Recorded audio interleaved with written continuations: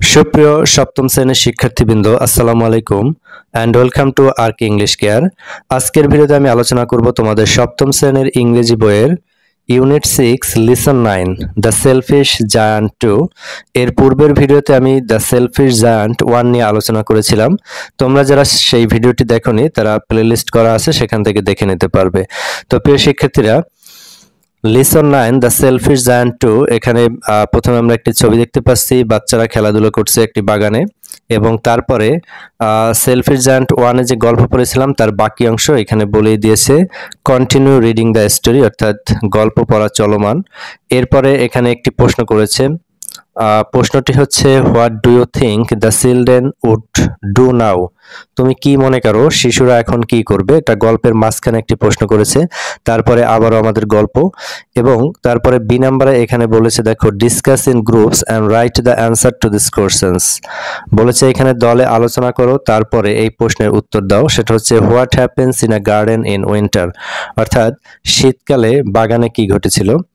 এরপরে সি নাম্বারে বলেছে suppose you are one of the children who are not allowed to play in the giant's garden in this situation. এরপরে নিচে প্রশ্ন করেছে what would you like to tell the giant, what do you think the giant would tell you. অর্থাৎ এখানে বলছে যে মনে করো যে সকল শিশুদের দৈত্যের বাগানে খেলা করা নিষেধ, তার মধ্যে তুমিও একজন। এই সিচুয়েশনে তুমি আসলে দৈত্যকে কি বলবে? এরপরে নিচে দুইটা প্রশ্ন করেছে what would you like to tell the giant, অর্থাৎ তুমি জায়ান্ট বা দৈত্যকে কি বলতে চাও। এরপর হচ্ছে দৈত্য তোমাকে কি বলবে বলে তুমি মনে করো। তো প্রিয় শিক্ষার্থীরা, আজকের এই ভিডিওতে আমরা এই সকল অ্যাক্টিভিটিগুলো সম্পন্ন করতে চলেছি। তো বুঝতেই পারছো ভিডিওটি তোমাদের জন্য কতটা গুরুত্বপূর্ণ হচ্ছে। তাই আশা করি না টেনে সম্পূর্ণ ভিডিওটি দেখবে, এবং আমার চ্যানেলে যদি নতুন হয়ে থাকো তাহলে চ্যানেলটি সাবস্ক্রাইব করে পাশে থাকবে। তো প্রিয় শিক্ষার্থীরা, লেসনটি শুরু করার পূর্বে এখান থেকে গুরুত্বপূর্ণ কিছু ওয়ার্ড মিনিং দেব তোমাদেরকে। তারপরে এই যে গল্পটি রয়েছে এই গল্পটিকে আমরা বাংলা অর্থ সহ লাইন বাই লাইন পড়বো, এবং তারপরে বাকি অ্যাক্টিভিটিগুলো সম্পন্ন করব।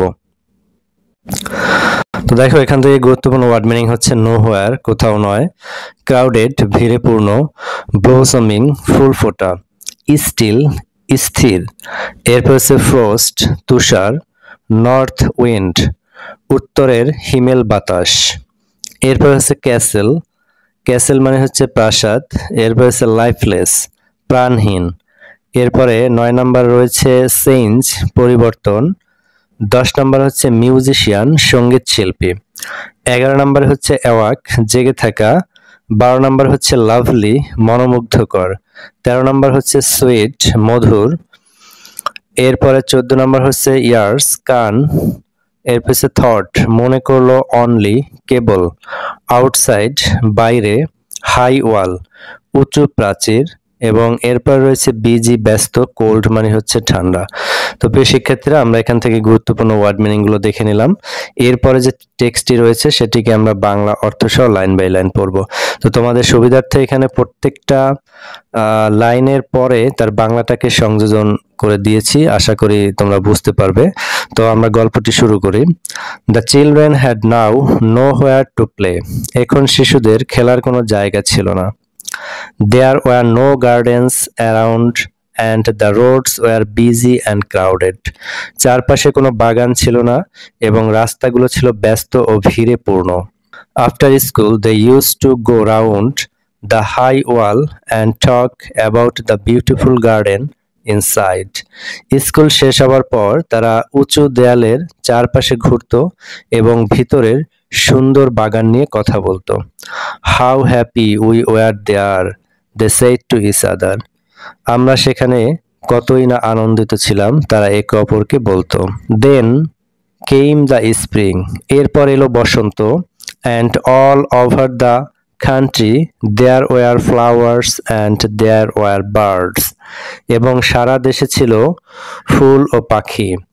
Only in the garden of the giant it was still winter, শুধু দৈত্যের বাগানেই তখনও ছিল শীত। Here no birds were singing and no flowers blossoming, এখানে কোনো পাখি গান গাইতো না এবং কোনো ফুল ফুটতো না। There were only snow and frost and north wind in it.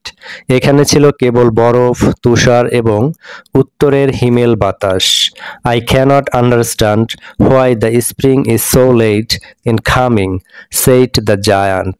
আমি বুঝতে পারছি না কেন বসন্ত এত দেরিতে আসতেছে।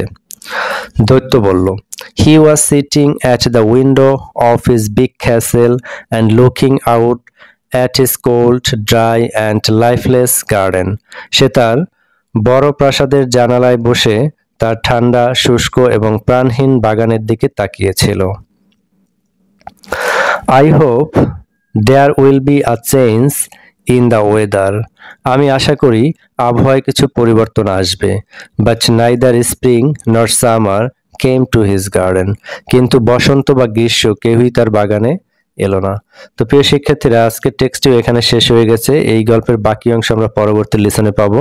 তো এরপরে দেখো, এখান থেকে আমাদের যে একটি প্রশ্ন করেছিল, অর্থাৎ গল্পের মাঝখানে যে প্রশ্নটি ছিল সেটি হচ্ছে, দেখো, what do you think the children would do now, অর্থাৎ তোমার মনে হয় এখন শিশুরা কি করবে। তো এই প্রশ্নের আনসারটা আমরা একটু দেখে নেই। এই প্রশ্নের আনসার হচ্ছে, দেখো, I think the children would feel very sad and disappointed because they had no place to play. They might still come near the wall and talk about the garden, remembering how happy they were when they played there. আমার মনে হয় শিশুরা খুব দুঃখিত ও হতাশ হবে, কারণ তাদের খেলার কোনো জায়গা নেই। হয়তো তারা এখনো দেয়ালের কাছে আসবে এবং বাগান নিয়ে কথা বলবে। তারা সেখানে খেলে কত আনন্দিত ছিল তা মনে করবে। তো প্রিয় শিক্ষার্থীরা, আমরা গল্পটিকে বাংলা অর্থ সহ পড়লাম, এখান থেকে ওয়ার্ড মিনিং দেখে নিলাম। এরপরে গল্পের মাঝখানে যে একটি প্রশ্ন করেছিল সেই প্রশ্নের আনসারও আমরা দেখে নিয়েছি। এরপরে যে বাকি যে অ্যাক্টিভিটিগুলো রয়েছে সেগুলো আমরা এখন একটু দেখে নেই। তো এরপরে বি নাম্বারে আমাদের একটি প্রশ্ন ছিল, সেই প্রশ্নটি হচ্ছে, what happens in a garden in winter, অর্থাৎ শীতকালে একটি বাগানে কি ঘটে। তো সেই অ্যান্সারটা আমরা একটু দেখি। In winter, a garden becomes cold and dry. Most flowers do not bloom and birds do not sing. The trees may lose their leaves and snow or frost may cover the ground. শীতকালে একটি বাগান ঠান্ডা ও শুষ্ক হয়ে যায়। বেশিরভাগ ফুল ফোটে না, পাখিরা গান গায় না, গাছগুলো পাতা ঝরিয়ে ফেলে এবং বরফ বা তুষার মাটি ঢেকে ফেলে। তো প্রিয় শিক্ষার্থীরা, সাধারণত শীতকালে যা ঘটে আসলে এখানে কিন্তু সেটাই বলা হয়েছে বা সেটাই চাওয়া হয়েছে। তখন সরাসরি প্রশ্ন করেছে, what happens in a garden in winter, সাধারণত একটা বাগানে শীতকালে কি ঘটে সেটি। তো এরপরে প্রিয় শিক্ষার্থীরা, সি নাম্বারে যে আমাদের একটি কাজ দিয়েছিল সেটি হচ্ছে, দেখো, suppose you are one of the children who are not allowed to play in the giant's garden, অর্থাৎ যে সকল শিশুকে দৈত্যের বাগানে খেলা করতে দেওয়া হয় না, তুমি তাদের মধ্যে একজন। এরপরে নিচের প্রশ্ন করেছে, what would you like to tell the giant, তুমি দৈত্যকে কি বলতে চাও। তো দেখি আসলে তুমি দৈত্যকে কি বলতে চাও। Dear giant, please let us play in your garden, we miss the flowers, trees and birds. If you allow us, your garden will become beautiful and full of life again. প্রিয় দৈত্য, অনুগ্রহ করে আমাদের আপনার বাগানে খেলতে দিন। আমরা ফুল, গাছ আর পাখিদের খুব মিস করি। আপনি যদি আমাদের অনুমতি দেন তাহলে আপনার বাগান আবার সুন্দর ও প্রাণবন্ত হয়ে উঠবে। তো এটি আসলে সম্ভাব্য অ্যান্সার প্রিয় শিক্ষার্থীরা, আমি সাজিয়ে দিয়েছি তোমাদের জন্য। এরপরে 2 নাম্বার যে প্রশ্ন ছিল সেই 2 নাম্বার প্রশ্নটা কি ছিল একটু দেখি।